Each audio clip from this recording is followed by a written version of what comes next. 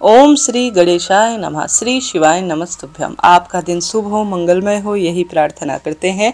आज है गणेश चौथ, विनायक चतुर्थी का शुभ दिन और सोमवार की श्रेष्ठ दिन पर महादेव की कृपा, शिव परिवार की कृपा आपके परिवार पर बनी रहे, यही प्रार्थना करते हुए आज सुनी जाने वाली सभी कथाओं का रसवादन कर लेते हैं। देर ना करते हुए सबसे पहले सुनते हैं गणपति गजानन के अमर सुहाग और अमर पीहर देने वाली कथा का। उसके बाद चौथ माता की और शिव परिवार की कथा का भी श्रवण करेंगे। बस आप अंत तक बने रहिए। बहुत समय पहले की बात है, एक बहन और भाई रहा करते थे। बहन हर रोज अपने भाई का चेहरा देखकर ही खाना खाती थी। बहन रोज सुबह जल्दी उठकर घर का सारा काम करके जल्दी से अपने भाई को देखने के लिए निकल जाती थी। रास्ते में एक पीपल पेड़ के नीचे गणेश जी की मूर्ति थी, जहां पर वह नित्य हाथ जोड़कर कहती थी, हे गणेश जी महाराज, मेरे जैसा अमर सुहाग और मेरे जैसा अमर पीहर सबको देना। रास्ते में जाते हुए जंगल के कांटे उसके पैर में चुभ जाते थे। एक दिन बहन ने अपने भाई का चेहरा देखा और फिर भगवान का नाम लेकर भाभी के साथ बैठ गई। भाभी ने पूछा कि तुम्हारे पैर में क्या हुआ? बहन ने कहा, रास्ते में आते वक्त जंगल में खूब सारे कांटे हैं, पैरों में चुभ जाते हैं। यह सुनकर बहन अपने घर चली गई। भाभी ने अपने पति से कहा, रास्ता साफ कर दीजिए, रास्ते से आते हुए आपकी बहन के पैरों में कांटे चुभ जाते हैं, तुम्हारी बहन पीड़ित हो जाती है। भाई ने कुल्हाड़ी लेकर शहर की जो सड़क की जितनी भी झाड़ियां थी, जंगली घास फूस थे, पेड़ पौधे थे, सबको काट दिया, जिससे रास्ता पूरा साफ हो गया। पेड़ों की सफाई के कारण गणेश जी अपने स्थान से हट गए, जिससे भगवान क्रोधित हो गए और उसके भाई के प्राण हर लिए। जब गांव वाले भाई को अंतिम संस्कार के लिए ले जाने लगे, तभी भाभी रोते हुए कहती है, तुम थोड़ी देर रुक जाओ, उनकी बहन हर रोज भाई का चेहरा देखती है। लोगों ने कहा, आज तो देख लेगी, लेकिन कल से क्या करेगी? बहन रोज की तरह अपने भाई का चेहरा देखने के लिए सड़क पर आती थी। सड़क से आते हुए बहन ने देखा, सड़क एकदम साफ हो गई है, पेड़ पौधे जंगली घास सब कटे हुए हैं। थोड़ा और आगे जाते हुए देखती है कि गणेश जी भी अपने स्थान से हट चुके हैं पूरी तरह से, वह पहले जैसे नहीं है। यह देखकर वह जल्दी से खेजड़ी की डाल लाकर उस जगह को साफ करती है और गणेश जी की मूर्ति को दोबारा से स्थापित कर देती है और हमेशा की तरह गणेश जी की पूजा पाठ कर भूल चूक के लिए क्षमा प्रार्थी होती है और कहती है, हे भगवान जी, मेरे जैसा अमर सुहाग और मेरे जैसा अमर पीहर सबको देना। भगवान गणेश जी ने उसकी बातें सुनी और सोचा कि अगर मैंने आज इसकी नहीं सुनी तो इस दुनिया में हमें कोई भी नहीं मानेगा, हमारी कोई क्यों पूजा करेगा। भगवान गणेश जी कहते हैं, बेटी खेजड़ी की यह 7 पत्तियां ले जा और इन्हें कच्चे दूध में मिलाकर अपने भाई के शरीर में छींटे मार देना और वह उड़ जाएगा। जब बहन पीछे मुड़कर देखती है तो कोई भी नहीं था, तो उसने सोचा कि जैसा सुना है वैसा ही कर लेती है। वह खेजड़ी के 7 पत्ते लेकर घर गई और देखा कि लोगों की भीड़ लगी है, उसका भाई का शरीर रखा हुआ है और भाभी भी खूब रो रही है। जैसे ही उसने गणेश जी के अनुसार सुना था, वैसे ही खेजड़ी के 7 जो पत्ते थे वह दूध में मिलाए और अपने भाई के शरीर पर छिटक दिए और उसकी जो भाई था वह जाग उठा। भाई ने उठकर कहा, आज तो मुझे खूब नींद आई है।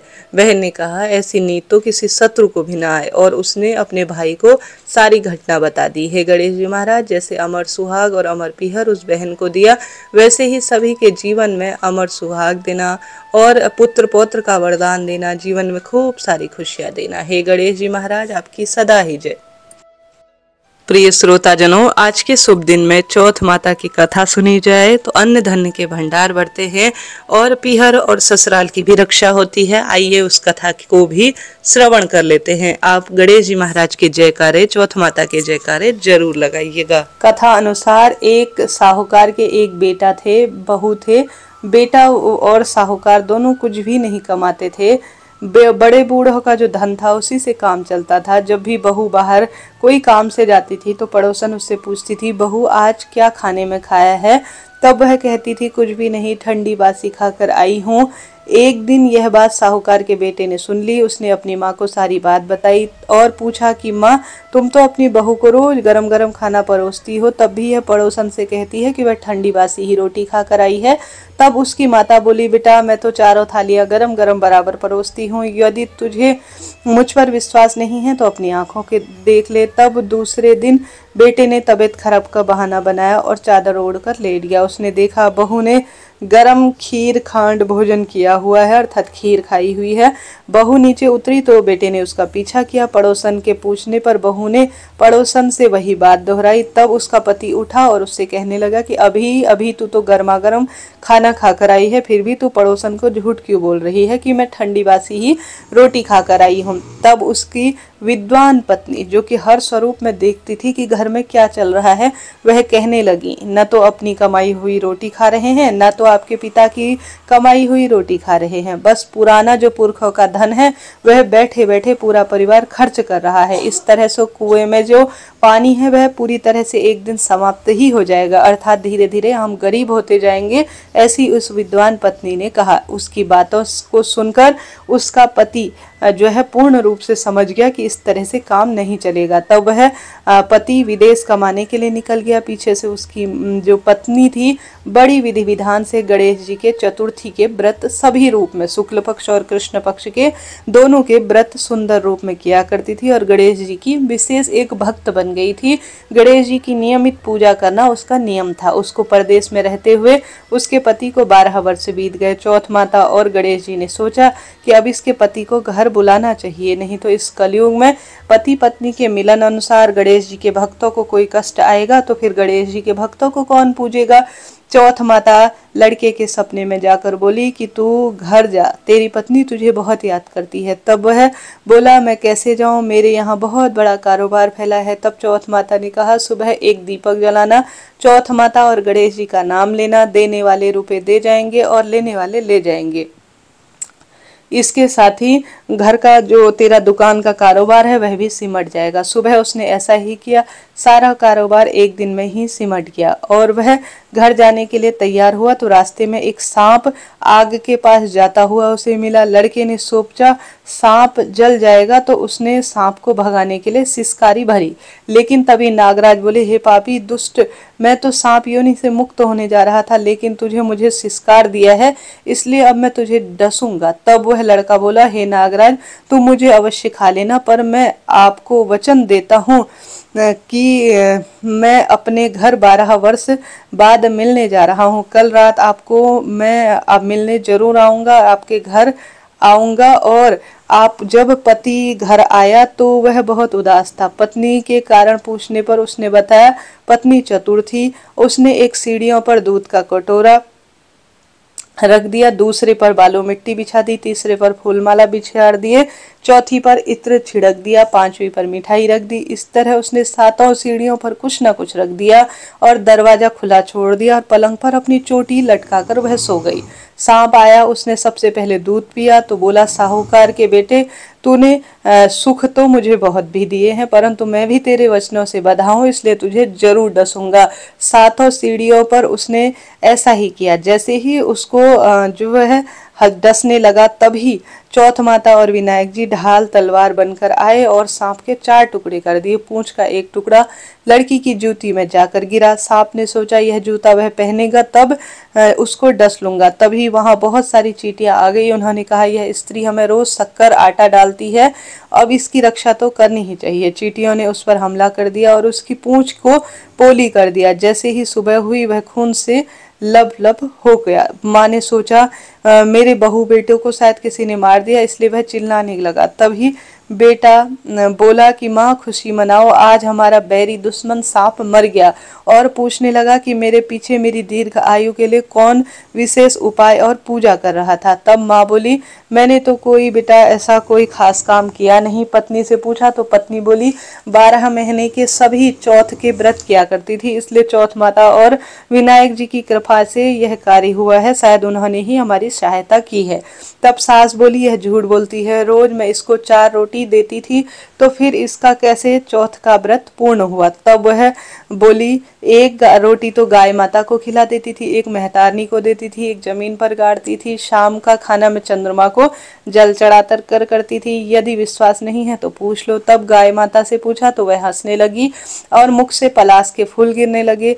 जमीन में खोद कर देखा तो रोटियों की जगह सोने के चक्कर पड़े थे। मेहतरानी से पूछा तो उसने भी हाँ भर दी। हे चौथ माता, जैसे उसके पति की रक्षा की वैसी सबकी जीवन में सभी की रक्षा करना और सभी को अन्न धन पुत्र पौत्र का वरदान देना और सबकी मनोकामना पूर्ण करना। बोलिए गणेश जी महाराज की जय। चौथ माता की जय। प्रिय श्रोताजनों, आज विनायक चतुर्थी के दिन गणेश जी महाराज, माँ पार्वती और महादेव की भी कथा सुनी जाती है। छोटी सी कथा है, इसका भी आइए श्रवण कर लेते हैं। गणेश चतुर्थी पौराणिक कथा अनुसार एक बार भगवान शिव और माता पार्वती नर्मदा नदी के किनारे बैठे थे। वहां माता पार्वती ने भगवान शिव के समय व्यतीत करने के लिए चौपड़ खेलने के को कहा। शिव चौपड़ खेलने के लिए तैयार हो गए, परंतु इस खेल में हार जीत का फैसला कौन करेगा, यह प्रश्न उनके समक्ष उठा तो भगवान शिव ने कुछ तिनके एकत्रित कर उसका एक पुतला बनाकर उसमें प्राण प्रतिष्ठित कर दिए और पुतले से कहा, बेटा हम चौपड़ खेलना चाहते हैं, परंतु हमारी हार जीत का फैसला करने वाला कोई नहीं है, इसलिए तुम बताना कि हम दोनों में से कौन हारा और कौन जीता। इसके बाद भगवान शिव और माता पार्वती का चौपड़ खेल शुरू हो गया। यह खेल 3 बार खेला गया और संयोग से तीनों बार माता पार्वती जीत गई। खेल समाप्त होने के बाद बालक से हार जीत का फैसला करने के लिए कहा तो बालक ने महादेव को विजयी बता दिया। यह सुनकर माता पार्वती क्रोधित हो गई और क्रोध में उन्होंने बालक को लंगड़ा होने, कीचड़ में पड़े रहने का श्राप दिया।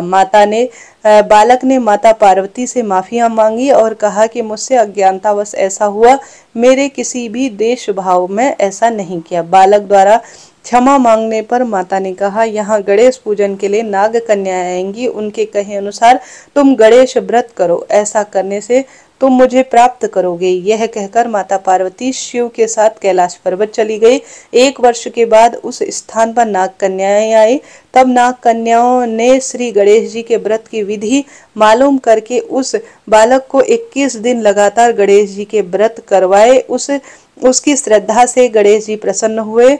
उन्होंने बालक को मनवांछित फल मांगने के लिए कहा। उस बालक ने कहा, हे विनायक जी, मुझसे आप इतनी शक्ति दीजिए कि मैं अपने पैर पर चढ़कर अपने माता पिता के साथ कैलाश पर्वत पर पहुंच सकूं और वह यह देखकर प्रसन्न हो जाए। तब बालक ने वरदान देकर श्री गणेश जी अंतर ध्यान हो गए। इसके बाद वह बालक कैलाश पर्वत पर पहुंचा और कैलाश पर्वत पर पहुंचने पर उसने अपनी कथा भगवान शिव को सुनाई। चौपड़ वाले दिन से माता पार्वती शिव से रुष्ट होकर विमुख हो गई। अतः देवी के रुष्ट होने पर भगवान शिव ने बालक बताए अनुसार 21 दिनों तक गणेश जी के व्रत किए। इस व्रत के प्रभाव से माता पार्वती से भगवान शिव के लिए जो नाराजगी थी वह समाप्त हो गई। तब यह व्रत विधि भगवान शंकर ने माता पार्वती को बताई। यह सुनकर माता पार्वती के मन में अपने पुत्र कार्तिकेय से मिलने की इच्छा जागृत हुई। तब माता पार्वती ने भी 21 दिन तक गणेश जी के व्रत किए और दुर्वा फूल फल लड्डुओं से गणेश जी का पूजन अर्चन किया। व्रत के 21वें दिन कार्तिकेय भगवान स्वयं माता पार्वती से मिलने आए। उस दिन से श्री गणेश चतुर्थी का यह व्रत सब मनोकामनाओं को पूर्ति करने वाला व्रत माना जाता है। इस व्रत को करने से मनुष्य सारे कष्ट से दूर हो जाता है और सभी मनोकामना उसकी पूरी होती है और सुख समृद्धि जीवन में निरंतर रूप से प्राप्त होती चली जाती है। बोलिए गणेश जी महाराज की जय। प्रिय श्रोताजनों, इस तरह से मैंने आपको सारी कथाएं सुनाई। आशा है, उम्मीद है आप समझे होंगे, सुने होंगे। जरा सा भी वीडियो उचित उपयोगी रहते हैं तो राधे राधे लिखे। कोई प्रश्न हो तो आप पूछ सकते हैं। आपका अपना चैनल है। मैं गणेश जी महाराज शिव पार्वती से प्रार्थना करती हूँ कि आपकी सब मनोकामना पूर्ण हो। जय श्री कृष्ण। हर हर महादेव।